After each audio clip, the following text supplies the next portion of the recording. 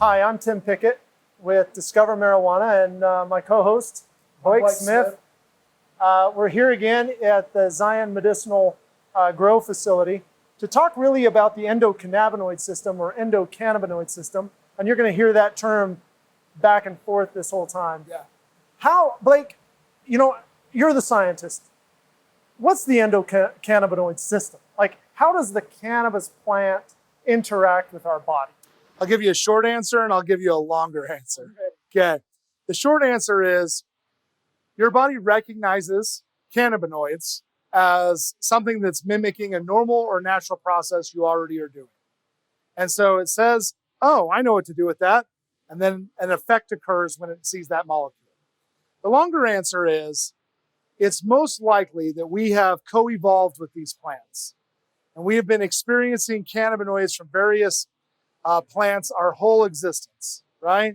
And because of that, a lot of the things that they produce mimic naturally, because we've evolved this way, mimic things that we normally, your body normally produces. For example, THC mimics dopamine. And so it will fit into a dopamine receptor and you'll get the same experience on THC that you would as if you ran 100 miles. Got it. So what you're saying is we have an entire system in our body that we didn't, I didn't learn about this in medical school. There was no real discussion about the endocannabinoid system. And it's really always fascinated me that there's this whole thing that seems to be kept from me from a medical standpoint, this system that interacts with things, cannabinoids, the cannabis plant. It's as if we're kind of meant to consume parts of the plant at least because we have this system that co-evolved. Right. And I don't know if I'd say we were meant to. What I would say is it just seems to be a nice coincidence that it happens to work. If we're talking evolution, it's always got to be random, right? Yeah. Okay. So when you talk about the cannabis plant, are there specific things that you feel like are more beneficial than others?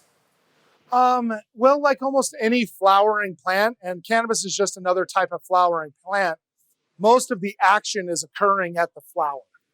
Okay? That doesn't mean it doesn't have other things. And in fact, I'm really interested right now in root balls, and I'm spending a lot of time doing stuff with the roots because that's where all the chemistry is happening, right? But generally speaking, when we think about cannabis plants, we're looking at trichome production. We're looking at where it's producing different cannabinoids and what it's doing. And this is the same thing for hemp, as well as both hemp and THC are coming from the cannabis plant. Right. So these trichomes are really the hairs, the white hairs that are coming off of there. Mm-hmm. Now, how many cannabinoids do we know of? I've heard 113 or 120. Is that about the number? Oh my gosh. I have heard as many as 220. Oh, wow. And I can only tell you what I've seen. When I have taken as many different varieties as I can take and put them onto a mass spectrometer, I've seen 116. Okay. Now, of those 116, I think I know maybe what between 12 and 16 of them do. So we know THC is one. THC. CBD. CBN. CBG. CBC. CBL. CBT. CBE. We have CBDM. We have CBEM. We have all kinds of other derivatives from all of those. So is THCA the acid form of THC, a cannabinoid, and THC? Are we counting those as two? So if we count those as two, then yeah, that's two. And then there's CBCA. Oh, I see. CBGA, CBDA. We're going to go down the rabbit hole with that.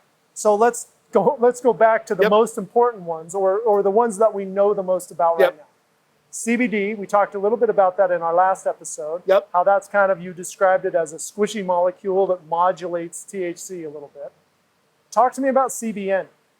Well, and one thing right before I get to CBN, the reason these plants have produced all these things is because they have different effects, right? Some can attract predators. Some will send predators away.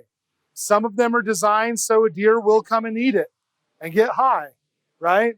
And then go wander off and then poop out seed. Like, I mean, there's the plant is producing all of these different things for different effects. For its own benefit. For its own benefit. And some of those benefits also benefit us or have impacts on the natural environment around the plant.